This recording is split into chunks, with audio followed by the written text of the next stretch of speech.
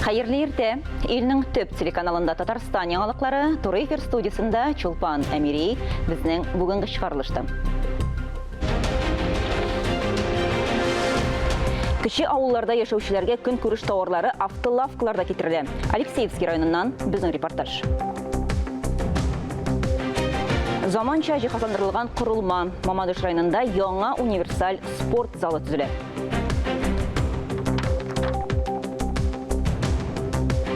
Кардәшлеккә шикләр юк. Саба районының Иштуган мәктәбендә берничә телдә сөйләшәләр.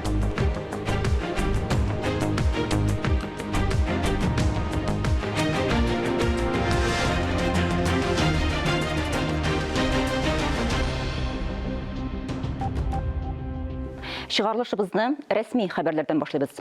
2019 ел нәтиҗәләре буенча Россиянең махсус икътисади зоналар арасында Алабуга лидер булып кала. Бу хакта Рөстәм Миннеханов күзәтчелек советы утырышында хәбәр итте. Бүгенге көндә Алабугада 33 җитештерү предприятиесе эшли. 7000дән артык эш урыны булдырылган. Шәхси инвестициялар күләме 140 миллиард сумга җиткән. Республика президенты Рөстәм Миннеханов Тунис Республикасы илчесе белән ике арада сәүдә мөнәсәбәтләрен үстерү турында сөйләште. Тунис делегациясе Казанга Россия-Африка халыкара фәнни форумында катнашу өчен килде. Татарстан эшлекле һәм мәдәни элемтәләрне үстерергә әзер дип билгеләп үтте президент.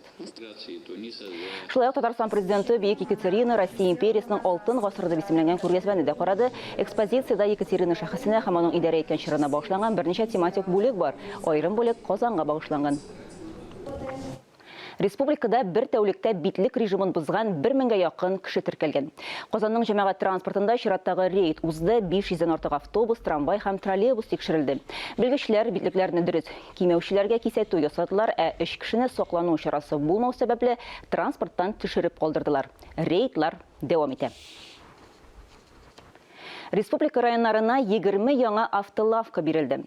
Алар район үзәкләреннән, шәһәрләрдән еракта урнашкан кече авылларда сәүдәне оештыру максатларында кулланыла. Тәгәрмәчле кибетләр эшчәнлеген хәбәрчебездә күреп кайтты. Эшне тизәтү өчен товарны автолавкага бер юлы 3 кеше ташый. 15 минут эчендә машинаны кирәкле товарлар белән тутыралар. Алдан заказларны кабул итәләр. Шуңа күрә автолавкадагы барлык әйберләр дә сатылып бетә. Барысы да күрше авылларда яшәүчеләргә сатыла. Автолавка төгәл график буенча эшли. Иртәнге сәгать 9 тулганчы машина сату урынына килеп туктый. Сатып алучылар көтеп тора. Аларга якынча 1 сәгать эчендә хезмәт күрсәтелә. Бер көн эчендә тәгәрмәче кибет 4 авылны ярып чыга. Автоприлавкаларда көндәлек кирәк яраклар тиз сатылып бетә. Беренче чиратта кайнар икмәк күмәчне алалар. 3 ромашки и одна такая. Больше ничего? Нет, больше ничего. Все, 108 рублей. Купил хлеб покушать, булочков с чаем. Сатып алучылар кибеттә товар булмаса заявкалар калдыра. Шулай итеп, товарлар ассортименты киңәйтелә. Җирле һәм күрше хуҗалыклардагы продуктлар белән дә сәүдә итәләр. Раньше существовали магазины, то есть Райпотребсоюз магазины стояли, Райповские магазины. Элек район кулланучылар җәмгыяте кибетләре бар иде. Хәзерге вакытта алар ябылды, чөнки үзләрен акламыйлар. Кешеләр зур шәһәрләргә, район үзәкләренә күченеп китә. Кибетләрне карар тоту рентабельле түгел. Димәк, автолавкалар кеше торак пунктларында сәүдә итүнең оптималь варианты. Татарстанда республика программасы буенча 120дән артык күчмә кибет эшли. Это республиканская программа 30/70, 70%. Әлеге программаның 70% дәүләт, 30% кулланучылар җәмгыяте түли. Без 900ләп торак пунктка хезмәт күрсәтәбез. Киләчәктә ассортиментны зур кибетләр дәрәҗәсенә җиткерү планлаштырыла. Иң ерак, иң кечкенә авылларда яшәүчеләр дә кирәкле әйберләрне сатып алырга тиеш. Фанис Мөхәммәтов, Регина Сафиуллина, Ринат Сахибгәрәев, Татарстан яңалыклары, Алексеевский районы. Мамадыш районында юбилейны дип исемләнгән универсаль спорт залы төзелеп килә. Бүгенге көндә бинаның инде 85% әзер. Әйтергә кирәк, районда бу иң зур спорт корылмаларының берсе булачак. Объект төзелеше турында алдагы язмада. Мамадыш шәһәренең төньяк өлешендәге юбилейный универсаль спорт залы быелның май аенда төзелә башлаган иде. Бүгенге көндә барлык эшләр дә график буенча бара. Объектта 70 төзүче, 4 техник эшли. Көн сменасы иртәнге сәгать 7дән кичке 9ларга кадәр дәвам итә. Спорт объекты зур, иркен, универсаль зал мини-футбол, баскетбол, волейбол, бадминтон уеннарына исәпләнгән. Икенче катта тренажерлар урнаштырылачак. Бу безнең Мамадыш халкы өчен яңа мөмкинлекләр ача. Безгә бу зал футбол, баскетбол, волейбол, бадминтон белән шөгыльләнергә мөмкинлекләр бирәчәк һәм шулай ук үзенең тренажер залында булачак. Мамадыш халкы өчен бу яңа мөмкинлекләр, яңа результатларга юллар ачачак дип үмитләнеп калабыз. Бинаның стеналары зәңгәр, ак һәм соры төсләрдәге сэндвич панельләрдән эшләнгән. Объектны рекордлы срокларда 3 ай эчендә түбә астына керттеләр. Участок җитәкчесе әйтүенчә, алар төзелеш өчен генә түгел, бинаны җиһазландыру һәм спорт инвентарьлары урнаштыруга да җаваплы. Әлеге эшләрнең барысында ноябрь азагына кадәр тәмамларга планлаштыралар. Шулпан Амери, Татарстан яңалыклары, Мамадыш районы. Экологияга багышланган бергәләшеп аралыйбыз дигән рәсем бәйгесе башланды. Әлеге чара балаларны калдыкларны аерым җыярга һәм дөрес итеп сортларга аерырга өйрәтү өчен оештырыла. Бәйгедә 7 яшьтән алып 10 яшькәчә мәктәп укучылары катнаша. Балалар үзләренең иҗади эшләрендә йорт, мәктәп ишек алдында калдыкларны ничек сортларга аеруларын күрсәтергә тиеш. Эшләр 5 декабрьгә кадәр кабул ителә, нәтиҗәләр исә 7 декабрьдә ясалачак. Тулырак мәгълүматны Татарстан экология һәм табигать ресурслары министрлыгы сайтыннан белергә мөмкин. Түбән Кама шәһәрендә мөслимәләр клубы эшләп килә. Оешуына әле 1 ел гына булуга карамастан, биредә даими рәвештә инде файдалы очрашулар, чаралар үткәрелә. Шундыйларның берсе бу көннәрдә фитнес дәресенә багышланды. Мөслимәләр клубы үзәк җәмигъ мәчете нигезендә эшләп килә. Оешмага әле 1 генә ел хатын-кызлар дәресләрдә гаилә, бала тәрбияләү кебек темаларга сөйләшәләр. Тик бүгенге очрашулары фитнеска багышлана. Һәрбер кыз-хатын ул матур булырга тели. И менә шундый очрашулар физик үзеңне физик яктан тәрбияләү, матурлык темасы, гүзәллек темасы хатын-кызларга гел кирәкле темалар. Шуңа күрә инде без менә шулай җыелышып, шушы темаларны сөйләшеп һәм менә практик яктан безгә монда бик матур мәгълүматлар, бик кирәкле мәгълүматлар бирәләр. Бүген ковер үзәгендә оештырылган дәрес тән һәм җан сәламәтлегенә багышлана. Очрашуга фитнес тренерларын чакыралар. Алар физик күнегүләрнең мөһимлеге турында сөйлиләр. Көненә берничә күнегү ясау яшь һәм сәламәт калырга ярдәм итә. Без инде күптән хыялланган идек, безнең яшь мөслимәләребезне ничек тә берләштерергә, алар өчен күңелле очрашулар оештырырга. Менә шундый мөмкинлек булды. Җәмигъ мәчетендә мөслимәләр, яшьләр өчен шундый үзәк оештырдык. Бу инде мөслимәләр клубы дип атала. Ул аларда ай саен индидер очрашулар булып тора. Әйтергә кирәк, мөслимәләр клубына теләге булган һәр хатын-кыз йөри ала. Кызыклы очрашулар киләчәктә дә дәвам итәчәк. Рошния Сибатова, Булат Абдельманов, яңалыклар. Казанда яшәүчеләр ВИЧ йогышына түләүсез аноним тест уза. Акция бүген 12 ноябрьдә сәгать 12-дән кичке 6-га кадәр Бауман урамында булачак. ВИЧ экспедиция тесты Бөтен Россия акциясе Россия сәламәтлек саклау министрлыгы тарафыннан инде 2016 елдан башлап ел саен үткәрелә. Быел июнь аеннан ноябрьгә кадәр тестның мобиль пунктлары ил территориясе буенча йөри һәм 45 субъектның 199 торак пунктында тукталышлар ясый. Татарстан акциядә катнашучы 45-нче төбәк. Әлеге акция коронавирус инфекциясы таралуны профилактикалауның барлык чараларын да үтәп үткәрелә. Безнең телерадио компания Русфон хәйрия җәмгыяте белән берлектә авыру балаларга ярдәм акциясын дәвам итә. Бүген Казаннан 9 яшьлек Риана Мәгдиеваның тарихы. Ел башында кызның авыз-борын куышлыгында яман шиш барлыгы ачыкланган. Ул химиотерапия курсын узган. Чираттагы дәвалау нурланыш терапиясе. Без Рианага бергәләп ярдәм итә алабыз, хөрмәтле телевизор караучылар. Я ваш лечащий врач. Меня зовут Лейсан Радиковна. Как себя чувствуешь? Что беспокоит на данный момент? Әле гыйнвар аендагына 9 яшьлек Риана Мәгдиева гадәти кызлар кебек яши. Сәнгать мәктәбенә йөри, гимнастика белән шөгыльләнә. Барысында куркыныч диагноз үзгәртә. Берничә ай элек кызның авыз-борын куышлыгында яман шиш табыла. Если болезнь не лечить, она будет Әгәр авыруны хәзер үк дәваламасаң, шиш алга таба да үсәчәк. Кан тамырларын кысып, шишнең бөтен авыз куышлыгын тутыру, сөякләр аша баш миенә кадәр үсү куркынычы бар. Бу үлемгә китерә торган авыру. Авыру кичәгә Риана авызында ача алмый. Химиотерапияның 3 курсын үткәч, кызның гәүдә авырлыгы кими, организмы көчсезләнә, шише кими, авыртуда бетә. Хәзер тулысынча сәламәтләндерү өчен Рианага нурланыш терапиясе кирәк. Нам теперь нужно лучевая терапия параллельно с химиотерапией. Безгә хәзер химия терапиясе белән бергә нурланыш терапиясе кирәк. Тик нурланыш терапиясе җиңел түгел, ул томотерапия дип атала. Ул бары шиш күзәнәкләренә генә йогынты ясый, сәламәт туқмага тәэсир итми. Нурланыш терапиясенең тулы курсы 288 мең сумнан артык тора. Гаиләнең бу кадәр акчасы юк. Кызга сезнең белән бергәләп ярдәм итә алабыз. 55-42 номерына SMS хәбәр җибәрергә кирәк. Бер хәбәрнең бәясе 75 сум. Күбрәк өлеш кертергә теләүчеләргә тулырак мәгълүмат Росфонд һәм безнең телерадио компания сайтларында. Ания Гыйбадуллина, Мурат Метшин, Таһир Хасанов, Татарстан яңалыклары. Алдагы видеозмабыз сементаль токымлы үгезләр үстерүче буадан яшь фермер Ринат Шайхаттаров турында. Август ахырында мөгезле эре терлекнең беренче партиясын алып кайтканнар, ел ахырына кадәр хуҗалык җитәкчесе аларны баш санын 800-га кадәр арттырырга планлаштыра.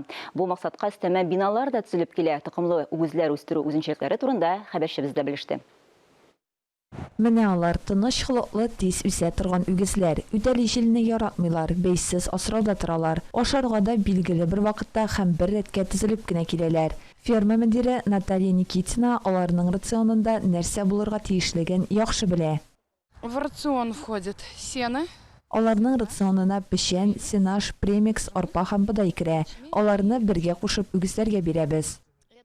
Мандай тәрбия булганда үгезләр тәүлегенә килограмм ярымга кадәр артым бирә. Эре мөгезле терлекләрнең аппетиты, эмоциональ халәте һәр вакыт күзәтү астында. Моннан тыш барлык ветеринария чаралары да вакытында үткәрелә. Ветеринар у нас заведующий фермы, она...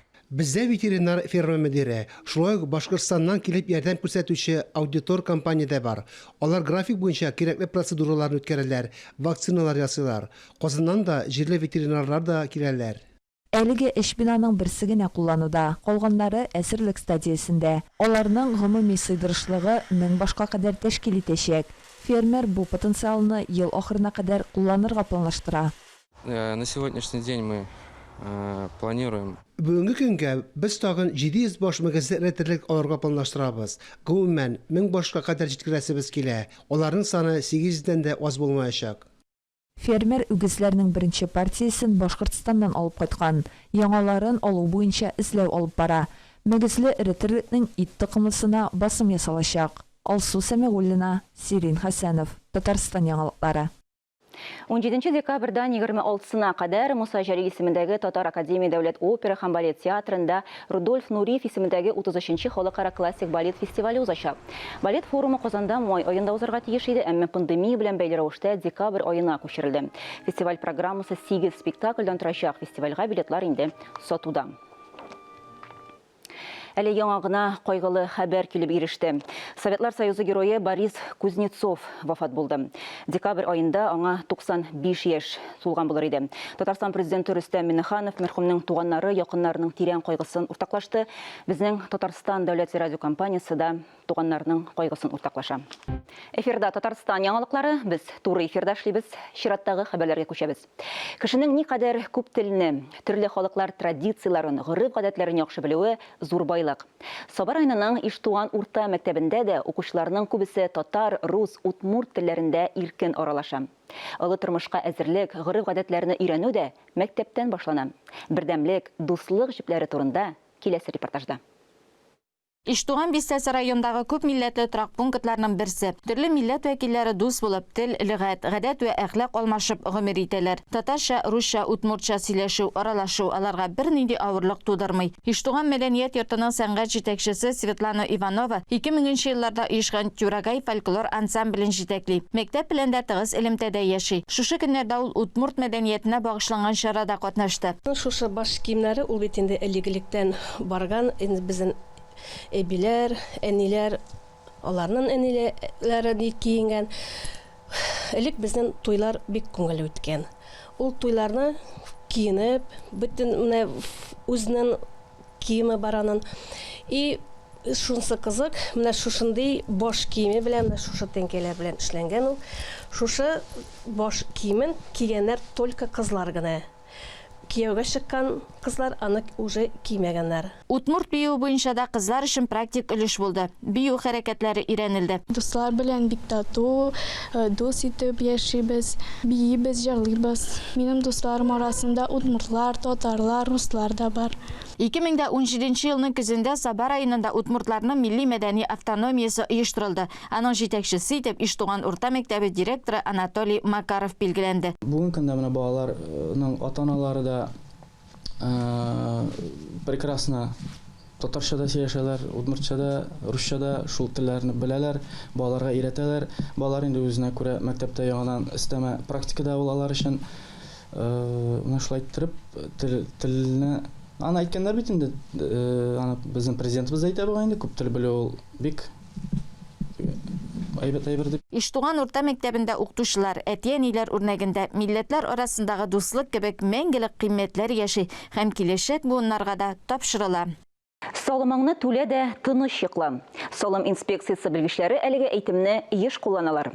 Милек, фатир өчен салымны вакытында түләүчеләр өстәмә пеня түләүдән дә азат. Гадәттәгечә быел да салымнар түләү 1 декабрьдә тамамлана. Димәк, вакыт бик аз калды. Шулай да салым түләүе буенча кайбер кешеләрдә сораулар кала әле. Кемнәр салымнан азат ителә, машинага, җир кишерлегенә салым ничек билгеләнә?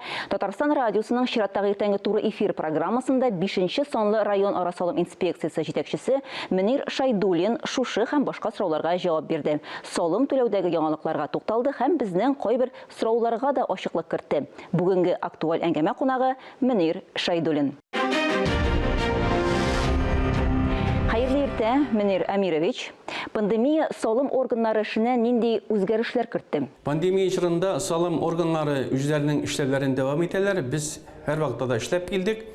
Безнең халыкны гомуми режимда кабул итәбез. Бүгенге көндә безнең ишекләребез ачык. Һәрбер инде салым түләүче килеп, үзенең булган сорауларына җавап алу мөмкинлеге бар.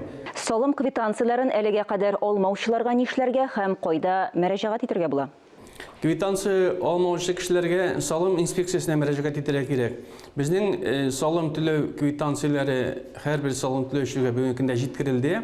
Һәм монда квитанция алмауның сәбәбе булырга мөмкин, әгәр дә физик зат үзе исеменә шәхси кабинет ачкан булган очракта, аңа почта бүлекчәсе аша кәгазьдә җибәрү каралмаган закон нигезендә. Ул бары тик электрон рәвештә